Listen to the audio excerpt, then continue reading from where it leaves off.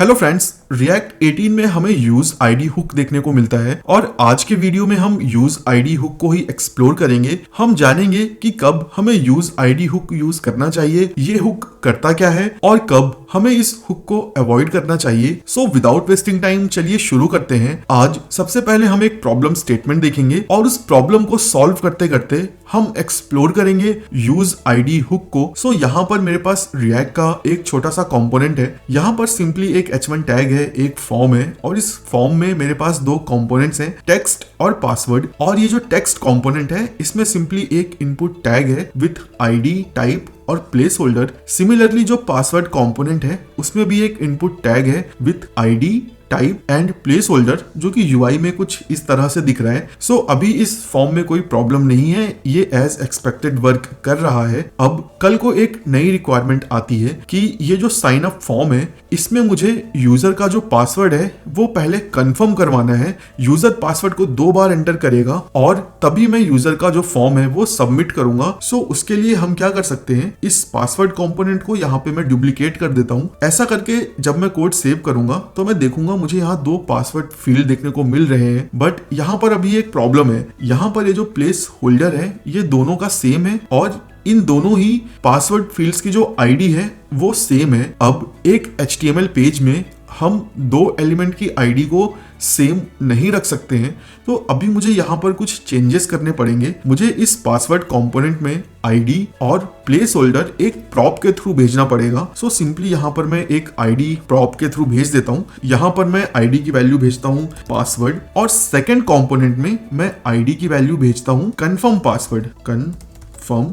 और ये जो प्लेस होल्डर है इसे भी मैं चेंज कर देता हूँ। यहाँ पर मैं भेजता हूँ सिंपली पासवर्ड और सेकेंड में मैं भेज देता हूँ कन्फर्म पासवर्ड, कन्फर्म पासवर्ड। ठीक है, और अभी ये जो मेरा पासवर्ड कंपोनेंट है इसमें मुझे प्रॉप के थ्रू मिलेगा आईडी और प्लेस होल्डर। और ये जो हार्ड कोडेड आईडी है इसकी जगह मैं सिंपली प्रॉप से पास हुई आईडी यूज करूंगा और सेम काम मैं करूंगा इस प्लेस होल्डर के साथ। यहाँ पे मैं प्लेस होल्डर को भी अपडेट कर देता हूँ, प्लेस होल्डर। अभी जैसे ही मैंने कोड को सेव किया आप देखोगे कि यूआई अपडेट हो गया है। अभी मैं इसे इंस्पेक्ट करके अपने यूआई को मैं चेक कर लेता हूँ कि हाँ मेरे एलिमेंट पे अलग अलग आईडी लग चुकी है। सो आप देख रहे हो यहाँ पे मेरे एलिमेंट पे अलग अलग आईडी ऐड हो गई है। बट यहाँ पर अब एक प्रॉब्लम है। अभी अगर कल को मैं इस पासवर्ड कंपोनेंट को कई बार अपने पेज पे ऐड करूं तो मुझे हर बार एक नई आईडी के बारे में सोचना पड़ेगा, जो कि कई बार एक फ्रस्ट्रेटिंग काम हो सकता है। सो इसी प्रॉब्लम को यूज आईडी हुक सॉल्व करता है। यूज आईडी हुक हमें एक यूनिक आईडी रिटर्न करके देता है जो कि हम किसी भी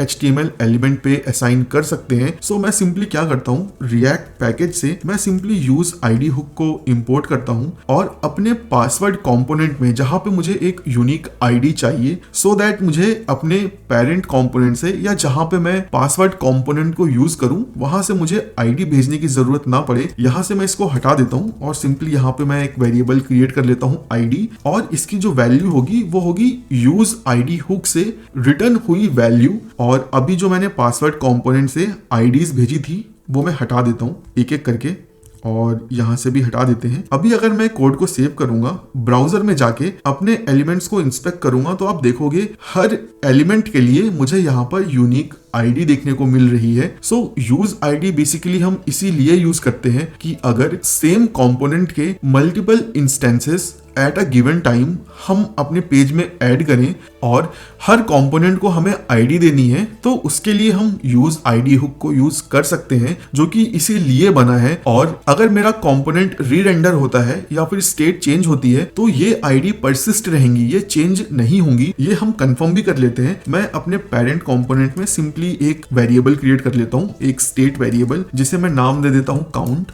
और इसका एक setter function set count. Initial value इसकी रख देते हैं 0। नेक्स्ट मैं सिंपली एक फंक्शन क्रिएट करता हूँ हैंडल क्लिक, और इस हैंडल क्लिक फंक्शन में मैं सिंपली अपने इस सेट काउंट फंक्शन का यूज करके जो भी काउंट की वैल्यू है वो मैं +1 कर देता हूँ। और ये जो हैंडल क्लिक फंक्शन है ये सिंपली मैं H1 के क्लिक पे कॉल कर लेता हूँ, ऑन क्लिक, और सिंपली इस फंक्शन को कॉल कर लेते हैं और इस काउंट को मैं यूज आईडी के साथ अटैच कर देता हूँ सो दैट हम यूआई पर देख लें कि हाँ मेरी स्टेट अपडेट हो रही है। नेक्स्ट मैं सिंपली ब्राउजर में जाके रिफ्रेश करता हूँ और सिंपली कंसोल पैनल को थोड़ा नीचे कर लेते हैं सो दैट मेरा यूज आईडी मुझे दिखने लगे। अभी मैं यहाँ पर मल्टीपल टाइम्स क्लिक कर लेता हूँ सो दैट मेरी स्टेट चेंज हो जाए। और अभी हम अपने इनपुट कंट्रोल्स को इंस्पेक्ट करते हैं और देखते हैं क्या उनकी आईडी चेंज हुई है क्या।